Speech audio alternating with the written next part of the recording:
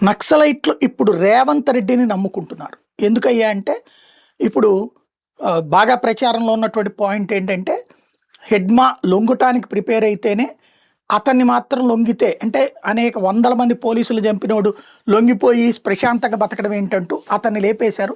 అతని సంబంధించినటువంటి వాళ్ళందరినీ కూడా అరెస్ట్ చేశారు. అది కూడా అరెస్ట్ అని చూపించారు, లొంగిపోయినట్టుగా కాకుండా. ఇప్పుడు ఎట్లయితే మల్లోజుల వేణుగోపాల్ వీళ్ళు ఎట్లయితే లొంగిపోవాలనుకున్నారు, వాళ్ళు కూడా అట్లా లొంగిపోవాలనుకుంటే హెడ్మాన్ వరకు చంపేసి వీళ్ళని అరెస్ట్ చూపించారు.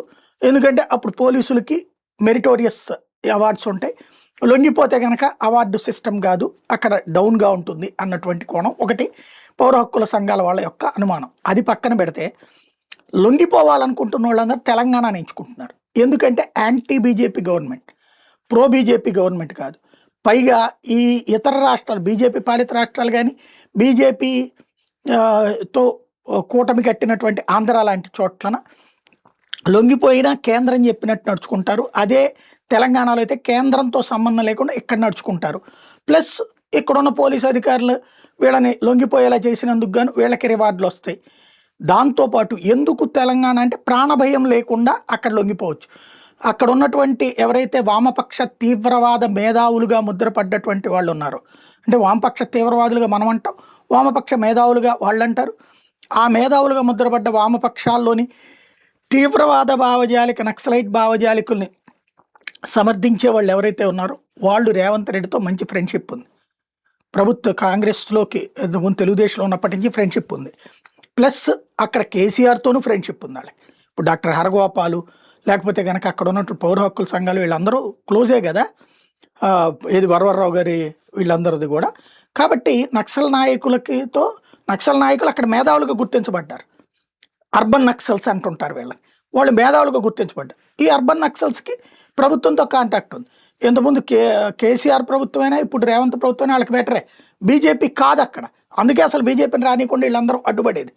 అవసరమైతే కాంగ్రెస్ వచ్చినా పర్లేదు, వీళ్ళు వచ్చినా పర్లేదు, కానీ బీఆర్ఎస్ వచ్చినా పర్లేదు, కానీ బీజేపీ రావద్దని కోరుకునేది. ఎందుకంటే బీజేపీ వ్యతిరేక శక్తుల్ని ఎంకరేజ్ చేస్తారు వీళ్ళందరూ కూడా, గ్రామీణ ప్రాంతాలు ఇన్ఫ్లుయెన్స్ చేస్తారు. వీళ్ళు ఇప్పుడు రేవంత్తో, ఇప్పుడు నేను నిన్ననే ప్రస్తావించా, రేవంత్ ఎమ్మెల్యేలకు మంచి గిరాకీ.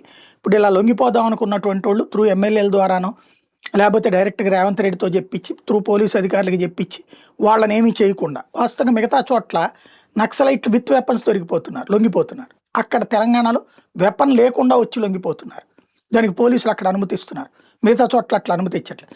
మిగతా చోట్ల 25,000 50,000 డబ్బులు ఇస్తున్నారు ముందు, తర్వాత మిగతా మీ మీద ఉన్న రివార్డు ఇస్తామంటున్నారు. అది నెలల తరబడి ప్రొలాంగ్ అయ్యే పరిస్థితుంది. ఇక్కడ వెంటనే వాళ్ళ మీద రివార్డు డబ్బులన్నీ ప్రభుత్వం ఇచ్చేస్తుంది, క్యాష్ స్పాట్లో చేతికి ఇచ్చేస్తుంది. తద్వారా వాళ్ళు వెల్ సెటిల్డ్ అవ్వడానికి తగినటువంటి ఏర్పాట్లు ప్రభుత్వం చేస్తుంది. ఇదంతా ఇప్పుడు ఎందుకు చెప్తున్నా అంటే తాజాగా తెలంగాణలో 2-3 రోజుల్లో భారీ లొంగుబాట్లు ఉంటాయని చెప్తున్నారు.